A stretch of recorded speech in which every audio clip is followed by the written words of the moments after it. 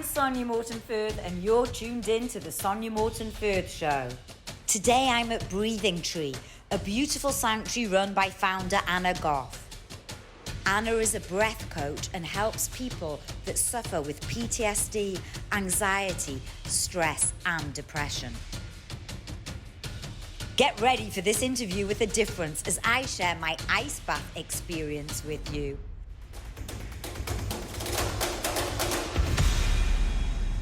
I've spent much of my life exploring ways of healing my own trauma. So for many years, I knew that something wasn't quite right. I would struggle with anxiety. I'm very analytical by nature, so my mind's very active. I'm very much a type A personality, so I get bored very quickly. I need to be pushed.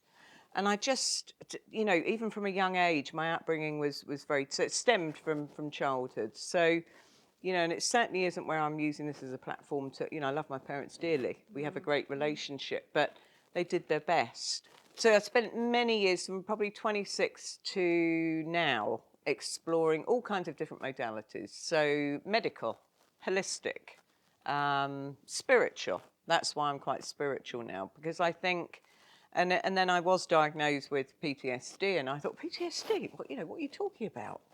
Because there were other layers that came along with life. So you've got the childhood that sort of is where your nurturing should happen. And that wasn't there for me. So I had to self-nurture. But then what I did was I closed down my own heart space because I had to protect myself. And I took the role of being the carer. And then I met a husband who was traveling away a lot with his work. So then there was an unconscious thing or subconscious thing going on with me that was saying, I'm being abandoned again. I'm being left. But it wasn't his fault, it was his job. And it's given us a beautiful life, and I was fully supportive of it. But there was this sort of child in me going, I feel like I'm being left again. What am I doing wrong? So then that would add another layer to this sort of lack of self-worth, and I must not be good enough. And it was nothing that he was doing. This was his job, and we were all fully supportive of it. And so I've just, as I say, sort of put it in a shorter form. I've just gone through every modality that you could probably name, apart from doing the ayahuasca in Brazil or Peru, that you can imagine, because I needed to find something that wasn't just popping a pill down my throat to numb it. I needed to learn how to really create a space inside myself and understand what a feeling meant to me. And I didn't even know what that meant. I thought, well, I just feel anxious. But when you're anxious, you can't make sense of anything. Your mind is going nuts, literally. So I learned sort of breath practices, and that's why I brought that into my work with the ice baths. What sort of started you on the breath technique side of it? I had an introduction to yoga. So through yoga, you do pranayama, which is a sort of a beautiful, spiritual, energetic sort of modality of breath. So it's the beginning of lockdown, so I'd done it for years, but I wanted to get a qualification. So I started to study and learn about all the different breath techniques, what was happening in the body, the science behind it. And at first, I've got to be honest, I found it quite challenging to be still and just be bringing the mind, or taking myself out of my mind and being more present in my body. Because if you're in an anxious state, you're completely up in your head. So there's a complete cut-off from your mind and your body when you're anxious, or even when you're stressed. It doesn't even need to be, anxiety. So I think it was really important for me to go through that teaching and understanding, because I want the evidence. Otherwise, it's going to, I need to see all the facts. So I studied it. I was doing it every day. And gradually, I just noticed that certain situations that would have probably triggered me, they weren't triggering me anymore.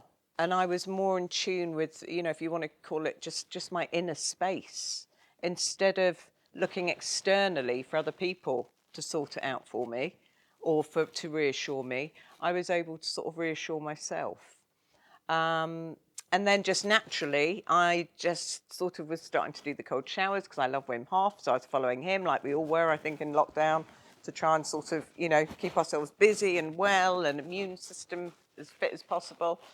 And I was doing the cold showers, and then it just something, we actually, no, there was a trigger. So we lost a very, very dear friend to suicide. It's just been a year, his anniversary. So it was January 29th last year. And he was like a brother to me. So the grief was immense. And I thought, okay, I need to live my life. I'm not going to be led by fear, which is what anxiety does. It tells you lies. It doesn't tell you the truth about yourself.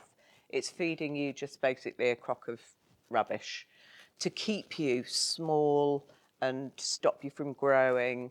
And I just said to my husband, I'm going to take this one step further. I'm going to get in an ice tank. I mean, that's quite brave to say, oh, I'm just going to go and get into an ice tank, which I experienced today, which was so exhilarating.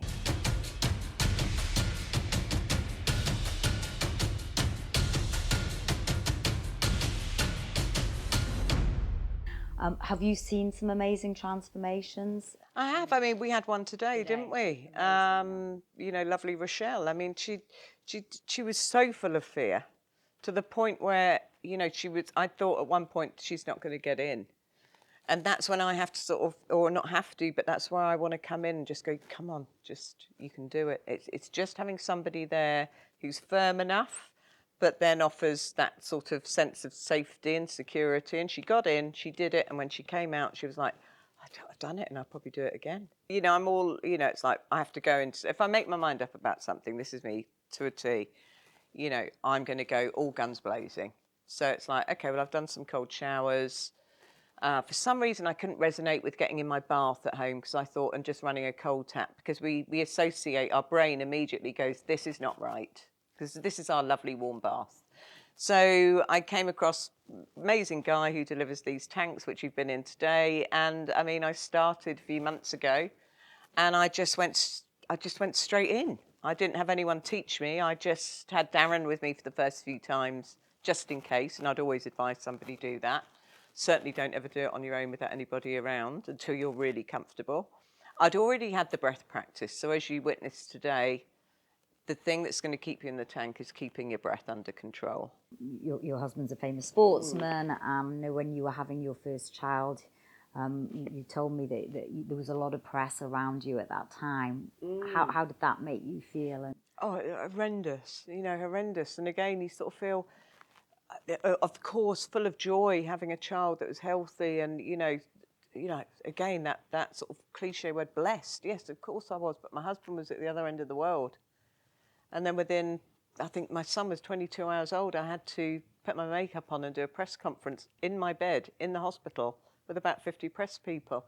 That's traumatic. That was traumatic. And I just think, again, I didn't have that relationship with myself that I have now. I didn't have the awareness. Awareness is such a huge thing to have when you're going through a hard time. I think sometimes people get really lost, and I've been there many, many times, where you're just full of questions. You don't really have any answers, or you're grasping at things outside of yourself, whether it's through addiction or doing things that you shouldn't be doing, things that won't serve you in a positive way. You're doing to get that quick fix. So for me, by doing things like this, where you get that lovely natural high, and where it also really enhances your own resilience or reminds you of your own resilience, to me, that is a no-brainer. It's a no-brainer. So yes, I would have probably been much better equipped, I think, to deal with that then. But I say to everybody, whenever I get people, a lot of people come to me and there's generally something going on. I call it their back office story.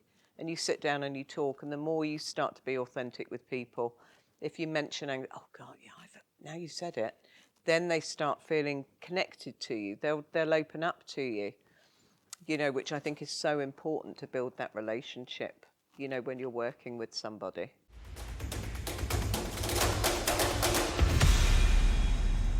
There's nothing else you can think about when you're in there apart from breathing, surviving, keeping yourself safe.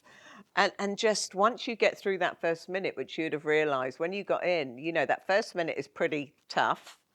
But then you can and that's what I love about the space, is you can just look up at the trees and just almost then really take in the nature and almost start to meditate and just immerse yourself in it. There's no room for the monkey mind to come in. I mean, brilliant for mental health. So you've got you do have health conditions which it wouldn't be good for, which, we've talked about. So, but, as far as sort of mental health, but cardiovascular, circulation, it's brilliant as well, with the breath work for working the diaphragm, where we've got loads of our lymphatic system. So for people who really want to get some detoxification going on, that isn't a system that works automatically. That needs a bit of stimuli, our lymph system. So by doing the breath, by getting into the tank, it sort of gives it a bit of a kick. And then what it also does is, because I've been asked this many times, how does Wim Hof sit in a tank for 2 hours? Now what happens is our white fat starts to convert to brown fat, which is much easier to burn, and it works a bit like a thermoregulator. So I'm now becoming much more adjusted to the cold, because my fat stores are starting to adjust just slightly more into, turning more into this brown fat, which is so much better for cold temperatures. So because you're boosting up your immune system, you're creating more calm, because the biggest killer is stress on the body. So if the mind's stressed, the body's going to be stressed. So if we can learn to just control, just quieten down the mind, and just become more connected with our breath as well, because so many people aren't breathing correctly, we could eliminate a lot of disease. I'm absolutely convinced of it. I mean, I try not to look too far into the future. The thing is for me is to try and encourage as many people to come and experience this. Or even if it's just help guide them into lakes, just getting into the cold, because it's so good for you. And then just by connecting with the breath work, which we've talked about. So it's sharing it. But then giving them the tools to then share it with their loved ones. So it's not where everybody's got to rely on me. It's education. So I'm hoping to support another breath worker who's bringing breath work into schools for kids and helping the teachers. Another area of sort of support I'd like to give is to veterans, whether it be over Zoom, doing certain breath classes, which are really good for trauma release. And there's some really specific breath techniques you can do, which can really get some of the stuck energy where the trauma is being held in the body, because we hold on to it in the body as well as the mind. So, and I would offer that for nothing. That's something I want amazing. To do complimentary. If there was anybody local to me who would want to come and have the ice bath experience as well, then that would be something that I would like to gift and sort of give back and offer my support. So there's no grandeur plans. It's more about just trying to spread the love of this work, but also just making people empowered to do it themselves. That was amazing. That just felt fantastic, exhilarating. I want another one. That was brilliant. Oh my gosh. Next time, I'm going to invite you all in.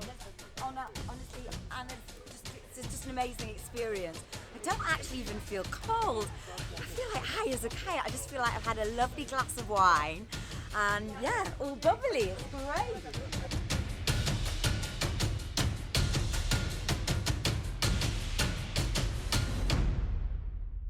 Just before we come to the end of the interview, just my last final question. If you were to write a message in a bottle for future generations to find, what would the message be? Never give up on you. That would be it. Yeah. Thank you, Anna. It's been lovely being here at your home. Thank you. I know. Thank you. Thank you, my God. Hope you enjoyed the show.